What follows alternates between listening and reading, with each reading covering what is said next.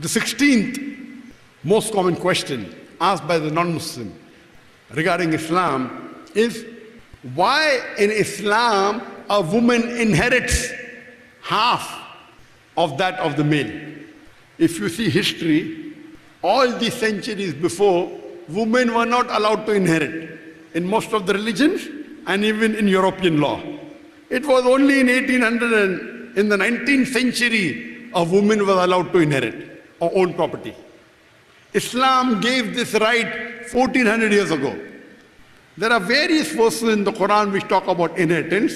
Surah Baqarah chapter 2, verse number 140. Surah Baqarah chapter number 2, verse number 280. In Surah Nisa chapter 4, verse number 7 to 9. Surah Nisa chapter 4, verse number 19. Surah Nisa chapter 4, verse number 33. Surah Nisa chapter 4, verse number 176. And Surah Ma'idah chapter 5, verse number 106 to 108.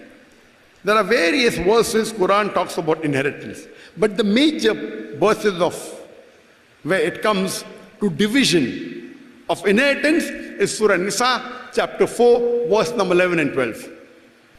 Allah says in Surah Nisa chapter 4, verse number 11 and 12, that as for the inheritance of your children, the male gets a share twice the female.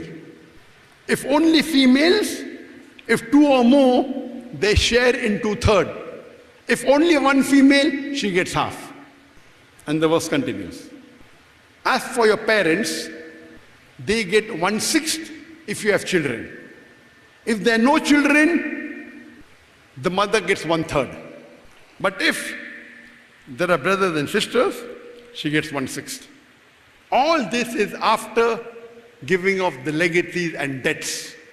That means when you divide the inheritance, first give your debt, give the debt of the person and any due that is there, and then divide the share. Verse number 12 continues of Surah Nisa chapter 4. As in what your wives leave for you, you get half the share if there are no children, and you get 1/4 the share if there are children. In what you leave for your wives, your wife gets 1/4 if there are no children, she gets 1/8 if there are children. And if more than one wife, they share in that 1/4 and 1/8. And if you have no ascendants and no descendants, your brothers and sister, they share. This is after giving of all the legacies and debts. Difficult to remember? No need of remembering everything. You can go home and check on your app, open the Quran, Surah Nisa chapter 4, verse number 11 and 12. I do agree in most of the cases, the women inherit double than that of the male counterpart.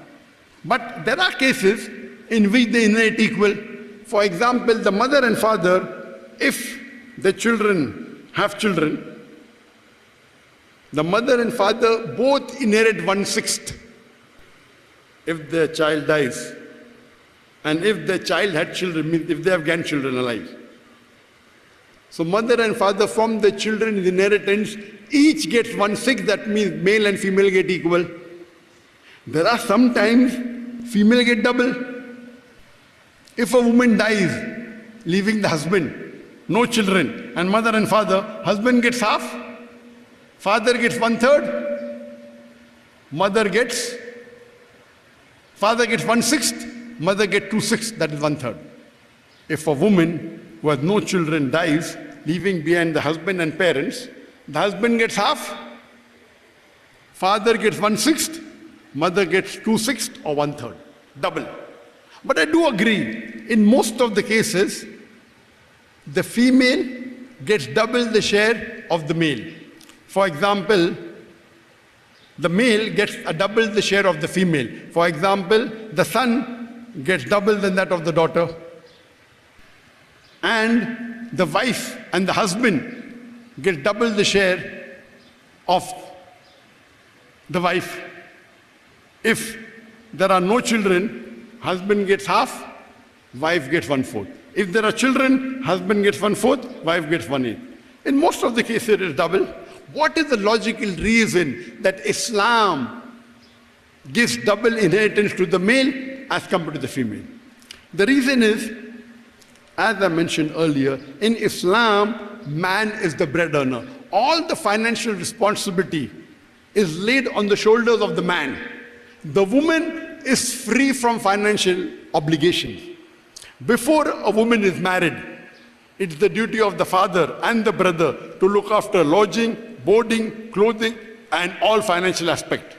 And after she's married, it's the duty of the husband and the son to look after lodging, boarding, clothing, all financial aspects. A woman need not work for her living.